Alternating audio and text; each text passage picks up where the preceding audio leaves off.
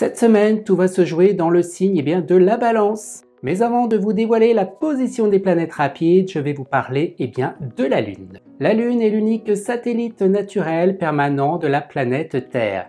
Il s'agit du 5e plus grand satellite naturel du système solaire et du plus grand des satellites planétaires par rapport à la taille de la planète autour dans laquelle il orbite. La Lune, bien plus qu'un satellite aux yeux des humains, a toujours été source de mystère et de fascination dans l'ésotérisme. Elle est traditionnellement rattachée à l'archétype maternel et féminin. En astrologie, la Lune traverse en 2 jours et demi un signe et fait un tour complet du zodiaque en 28 jours. Autant vous dire que l'effet de la Lune sur un signe ne dure jamais très longtemps. En régissant les marées et les humeurs, la Lune est rattachée à l'élément eau.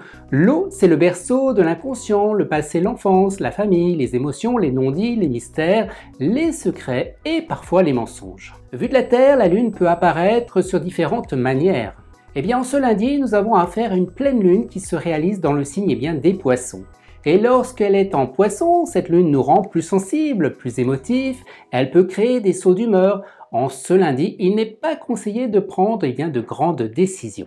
Alors, qui sera sensible à cette pleine lune de ce lundi? Les signes d'eau, les poissons, les scorpions et les cancers, mais aussi les 2 signes en aspect favorable, les taureaux et les capricornes. Le soleil, quant à lui, est dans le signe de la Vierge, et ce jusqu'à mercredi.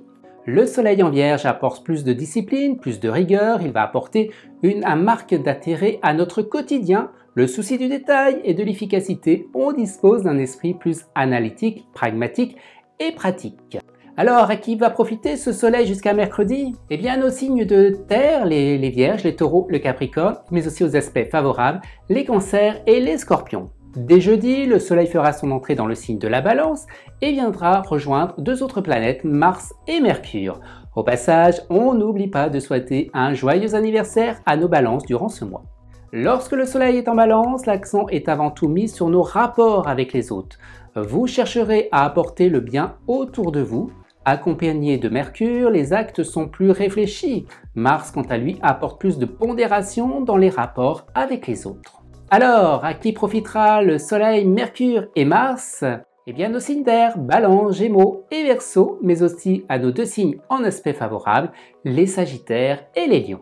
On termine avec la dernière planète rapide, celle de l'amour. Je veux bien sûr parler de Vénus. Vénus poursuit son cheminement dans le signe du Scorpion. Cette Vénus en Scorpion est très magnétique, très intense, passionnée, elle est une véritable profondeur dans les sentiments, très attachée d'ailleurs à la sécurité, c'est probablement la Vénus la plus possessive du zodiaque.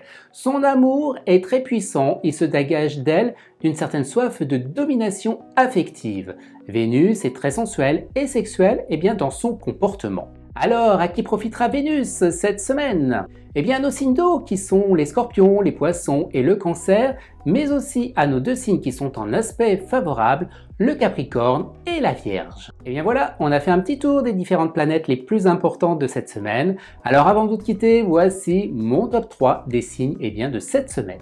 En 3e position, allez les poissons, 2e position, le scorpion et la 1re position va au signe de la balance. Si vous souhaitez en savoir plus sur votre tendance astrologique de cette semaine, selon votre signe, vous pouvez retrouver mes prévisions complètes sur astrologique directement sur mon site internet et sur mon Instagram.